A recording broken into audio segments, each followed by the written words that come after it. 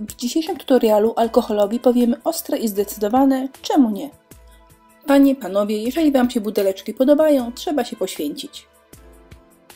Warto pójść do sklepu i na pytanie ekspedientki, jakie wino białe, czerwone, wytrawne, powiedzieć w ładnej butelce. Lekko pogardliwy wzrok pani ekspedientki jest wart każdych pieniędzy. Pierwszą butelkę maluję farbą do ścian śnieżką, drugą butelkę farbą kredową.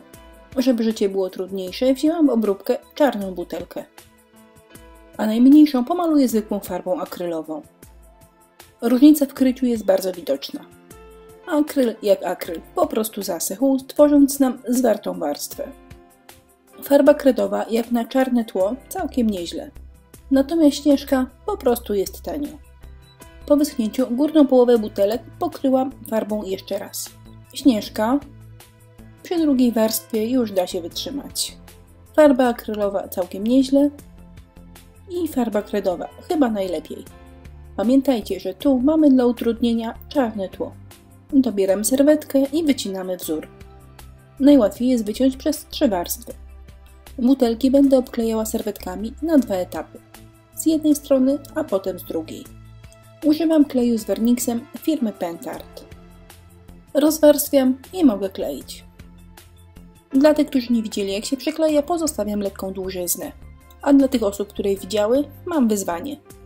Zdarzyło mi się pójść do sklepu obuwniczego i zapytać, w jakim pudełku sprzedawane są te buty. I zdziwiona pani pokazuje pudełko, a ja na to, nie nadaje się, dziękuję. Nieważne jaki drzem, ważne, żeby słoik był ładny. Więc moja rodzina z truskawkowych przeszła na morelowe i pigwowe. Dość już tych tajemnic alkowych. Butelki obkleiłam z jednej strony, wysuszyłam i obkleiłam z drugiej. Obecnie prezentują się tak. Teraz trzeba przemalować dół na jakiś kolor pasujący do serwetki. Czarny w tym wypadku byłby za agresywny, więc wymieszałam beżowy, czarny i brązowy.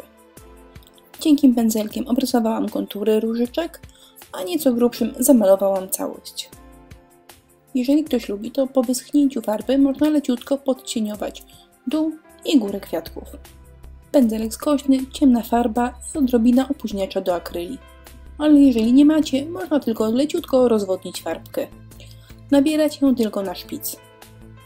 Lekko rozprowadzacie i można porobić cieniowanie. Nawet jeżeli wyjdzie kiepsko, doda naszym kwiatkom plastyczności. Nawet zwykła ciemna kreska zrobiona na dole wzoru. 30 sekund, a według mnie praca wygląda lepiej. Wracamy do butelki pomalowanej farbą kredową. Wypukłości szklane delikatnie obcieram papierem ściernym. Teraz wystarczy polakierować i praca gotowa.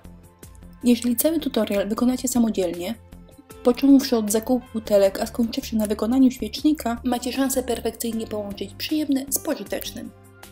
Dziękuję za uwagę, zapraszam na inspirello.pl i do naszego sklepiku.